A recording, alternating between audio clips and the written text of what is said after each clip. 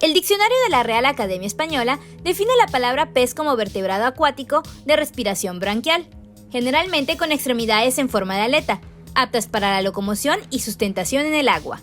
Su piel, salvo raras excepciones, está protegida por escamas y su reproducción suele ser ovípara. Esas especies no solo son importantes para los ecosistemas en los que habitan, sino que también forman parte de una de las actividades económicas más relevantes, la pesca. Si quieres saber más acerca de esto, no te despegues. Esto es Ingenio Viral.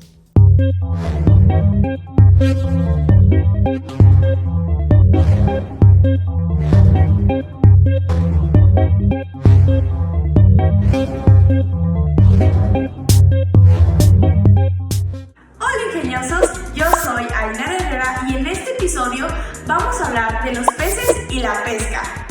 Para esto, mi compañera y yo, Isra, acudimos al Centro de Investigación y Estudios Avanzados del IPN, o Sinvestab, donde entrevistamos a la doctora Silvia Salas Márquez.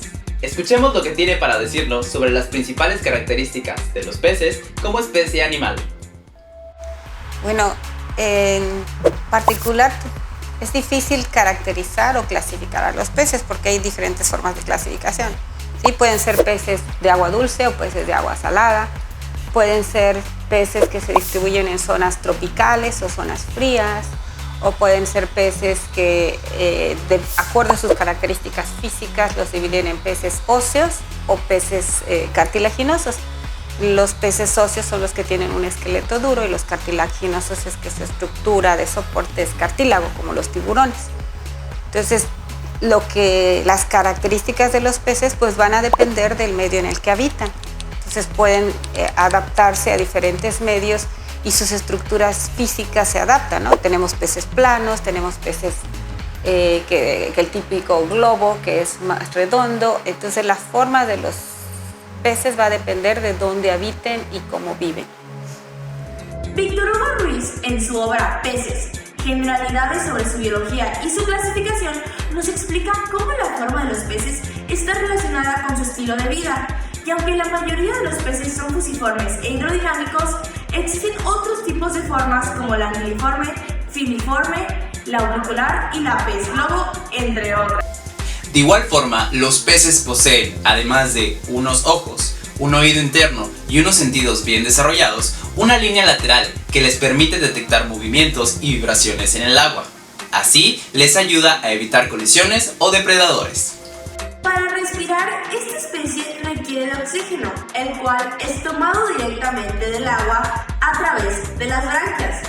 A continuación, escuchemos lo que nos comentan acerca de la importancia de los peces en el ecosistema marino.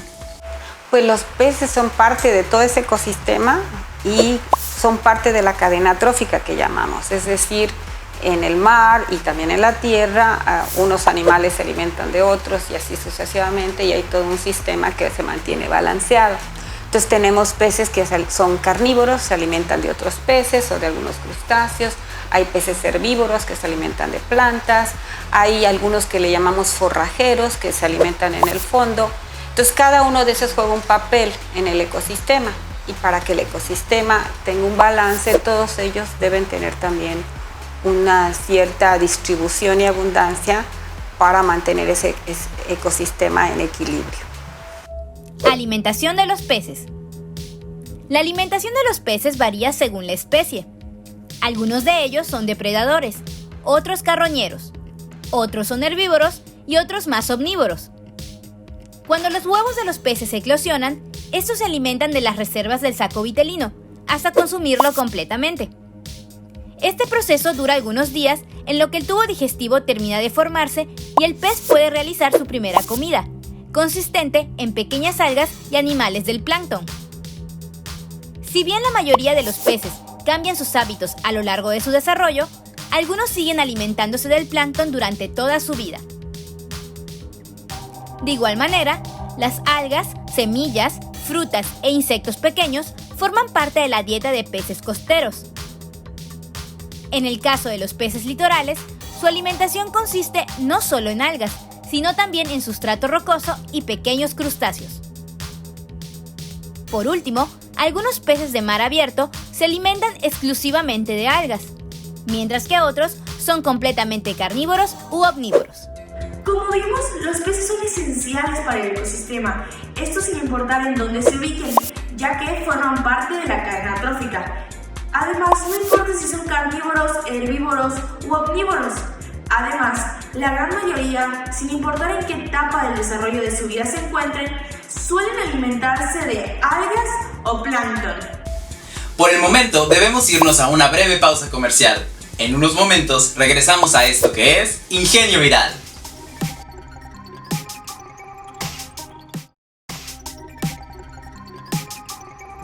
Saludos ingeniosos, bienvenidos de nuevo a Ingenio Viral. En el bloque anterior hablamos acerca de las características de los peces, así como de la importancia que tienen en los ecosistemas en los que viven. Hay que agregar que los peces también son muy importantes para nosotros, ya que actividades como la pesca tienen un gran impacto en nuestra economía. Para saber más del tema, escuchemos a nuestro especialista. Los peces, igual que otros organismos, crustáceos o moluscos, son usados como fuente de alimento, pero también como una fuente económica. Pueden ser pescados o pueden ser cultivados. En los sistemas de cultivo puede haber sistemas de cultivo hiperintensivos, es decir, en áreas pequeñas producen muchos animales, o pueden ser en áreas donde se tienen amplias extensiones para cultivar a los peces. También en términos de la pesca se pueden usar embarcaciones muy grandes, eso le llamamos flota industrial, o embarcaciones pequeñas como la flota artesanal. La contribución en términos proteicos es una de las aportaciones más importantes que se considera para el caso de los peces, pero también la contribución en términos de micronutrientes que cada vez se les da más importancia a nivel nutricional. La pesca es un sector económico muy relevante. En México, son muchas las comunidades en las cuales es la principal fuente de empleo para los pobladores. El caso de Yucatán no es una excepción. Así que ahora escuchemos a la doctora para que nos platique un poco sobre las actividades de pesca que se dan en nuestro estado. En general, aquí en Yucatán se llegan a pescar hasta más de 100 especies de peces y algunos crustáceos, moluscos. Sin embargo, la contribución económica más importante la ha mantenido por muchos años el mero y las especies que le llaman asociadas al mero, como el negrillo, el payaso, son especies de la misma familia, pero que pertenecen a otra especie. Su valor económico es muy importante. Los pargos, lo que le llaman también especies de corrida, son especies que migran y pasan por un periodo a lo largo de la zona y entonces son capturados en ese periodo, como son la sierra o el carito. Otras especies que no son peces son la langosta, el pulpo y el pepino de mar, son las especies que más aportación económica han dado.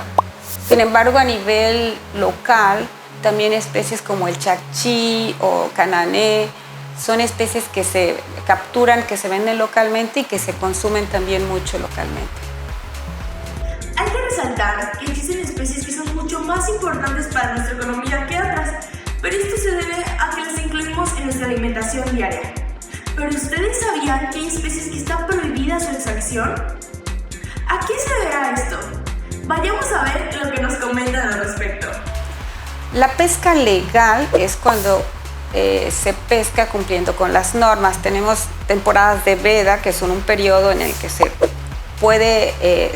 prohíbe pescar, o sea que aun cuando tengas permiso de pesca no se debe de pescar en ese periodo porque es el periodo que permite o facilita la reproducción de los peces.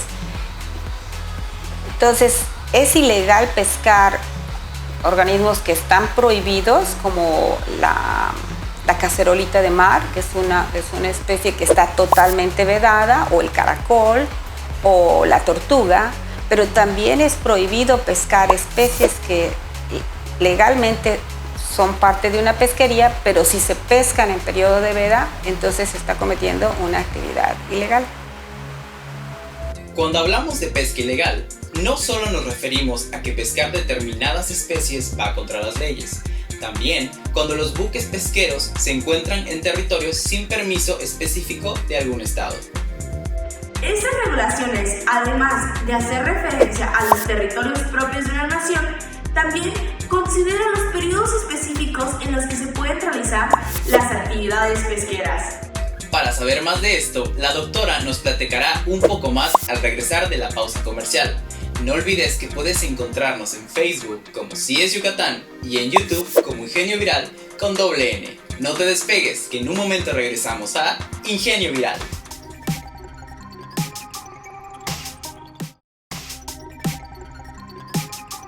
Regresamos a Ingenio Viral. A continuación, nuestra especialista nos comentará acerca de por qué ciertas especies no se pueden pescar en temporadas específicas. Atendamos a lo que nos tiene que decir. Cada especie es analizada. Parte de las investigaciones que se hacen aquí también y en otras instituciones es saber cuándo se reproducen las especies.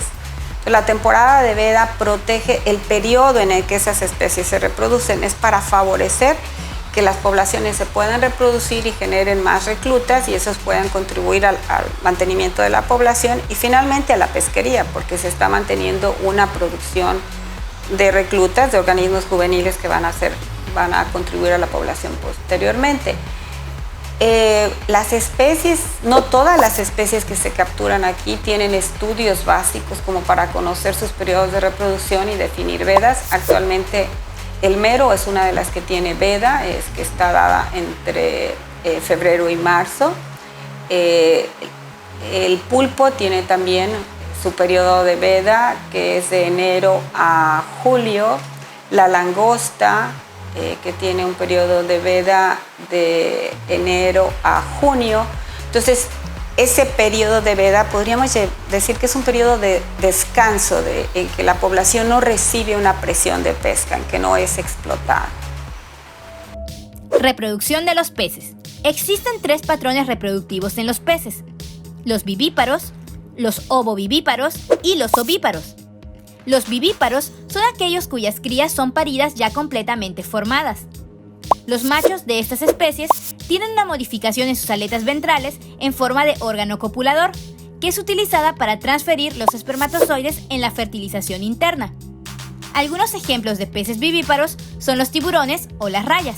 Los ovovivíparos también requieren de fertilización interna, puesto que los huevos son retenidos por la madre hasta la eclosión. Pero la alimentación del embrión no depende de la madre, sino del vitelo del huevo. Algunos ejemplos son los cíclidos, los guppies o los hipocampos. Por último, los peces ovíparos se caracterizan porque expulsan los huevos para que la fertilización se realice de manera externa. La gran mayoría de los peces marinos son ovíparos. Para garantizar la reproducción y el desarrollo de los peces, así como para no causar una situación de riesgo o potencial extinción de las especies, existen temporadas en las cuales la pesca está prácticamente prohibida.